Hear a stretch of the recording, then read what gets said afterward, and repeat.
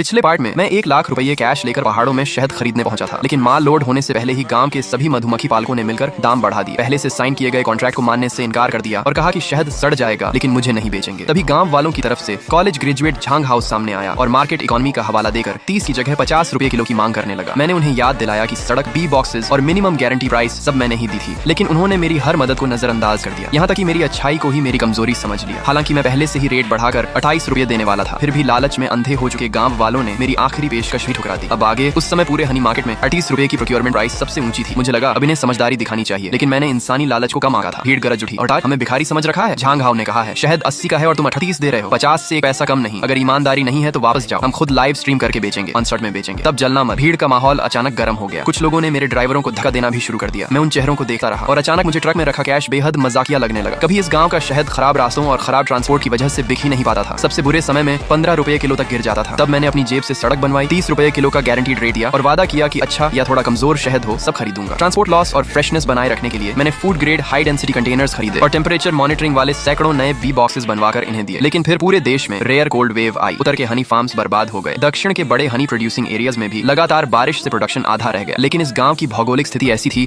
कि चारों तरफ पहाड़ होने से ठंडी हवाएं अंदर नहीं पहुंची, फूल भी नहीं जमे और नेक्टर की क्वालिटी और बढ़ गई। मार्केट रेट 35 रुपए पहुंच गया। तब मैंने खुद फैसला लिया कि रेट 38 कर दूंगा। मेरे फाइनेंस मैनेजर ने भी कहा था सर कॉन्ट्रैक्ट तो 30 का है, अब 38 देंगे तो लाखों कम कमाएंगे। मैंने जवाब दिया था दूर की सोचो, इसे कहते हैं गुडविल खरीदना। उन्हें पता चलना चाहिए कि मेरे साथ काम करके नुकसान नहीं होता। मुझे लगा था कि सच्चाई का जवाब सच्चाई से मिलेगा, लेकिन शायद मैं खुद पर ज्यादा भरोसा कर बैठा था। आखिर मैंने सिर हिलाया। ठीक है तो तुम लोग खुद बेचो। मैंने कॉन्ट्रैक्ट मोड़कर जेब में रखा और सभी ड्राइवरों की तरफ मोड़ा। अब मेरे चेहरे पर गुस्सा नहीं था, सिर्फ डरावनी शांति थी। सभी लोग ट्रकों में बैठो, शहर वापस चलते हैं। ओल्ड जाओ। चौंक गया। सर सच में 15 ट्रक आए हैं, तेल भी बहुत खर्च हुआ, एक बार और बात कर लें, 40 तक बढ़ा दें। मैंने कहा नहीं, याद रखना बिजनेस में पैसे का नुकसान वापस आ सकता है, लेकिन अगर कोई तुम्हारी गर्दन पर बैठकर अपमान करे और तुम मुस्कुराते रहो तो जिंदगी भर सिर नहीं उठा पाओगे। आदेश का पालन करो। कुछ ही मिनटों में पूरी कन्वॉय वापस मुड़ गई। गांव वालों को विश्वास ही नहीं हुआ।